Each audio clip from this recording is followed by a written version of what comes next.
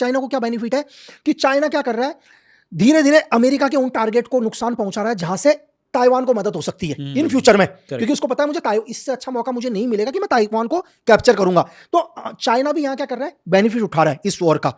दूसरा क्या है, अमेरिका कैसे बेनिफिट उठा रहा है, अमेरिका को करा वॉर तो चलेंगी, हथियार तो बिकेंगे ना सर। आज पूरे एशिया पूरे यूरोप में हथियार खरीद रहे हैं और दुनिया में सबसे ज्यादा हथियार कौन बेचता है, अमेरिका सबसे ज्यादा हथियार बेच रहा है। तो अमेरिका को हथियार से भी बेनिफिट है, अमेरिका को ऑयल से भी बेनिफिट है, ठीक है। अगर आप जैसे डोनाल्ड ट्रंप ने बोल दिया कि मैं युद्ध से वापस जाऊंगा, आपको क्या लगता है युद्ध खत्म होगा सर? इजराइल कैसे रह पाएगा बगल में? आज ये सर 1967 का वो टाइम नहीं है कि सिर्फ 6 डेज वॉर चला, शायद 5 जून को इजराइल ने एक साथ 6 देशों को युद्ध में हरा दिया था। आज 2026 चल रहा है, अगर इस युद्ध को बीच में छोड़ के जाते हैं तो इजराइल बगल में नहीं रह पाएगा सर।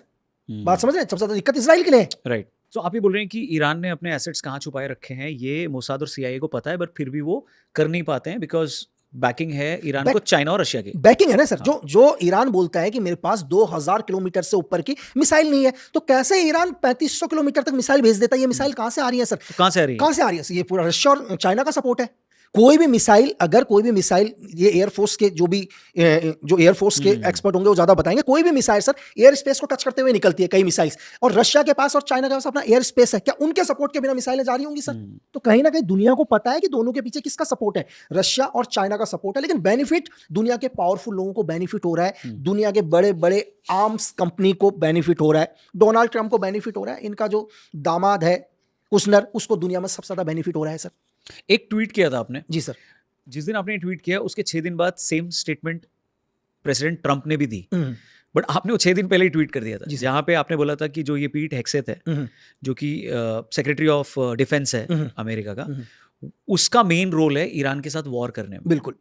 और फिर 6 दिन बाद ये ट्रंप भी बोलते हैं। बिल्कुल। तो आपका ग्राउंड रिसर्च क्या था जिस बेसिस पे आपने बोला था? सर एक्चुअली क्या है, जब इन्होंने जब वेनेजुएला को कैप्चर किया तभी हमें पता चल गया था कि ईरान के ऊपर ये हमला करेगा।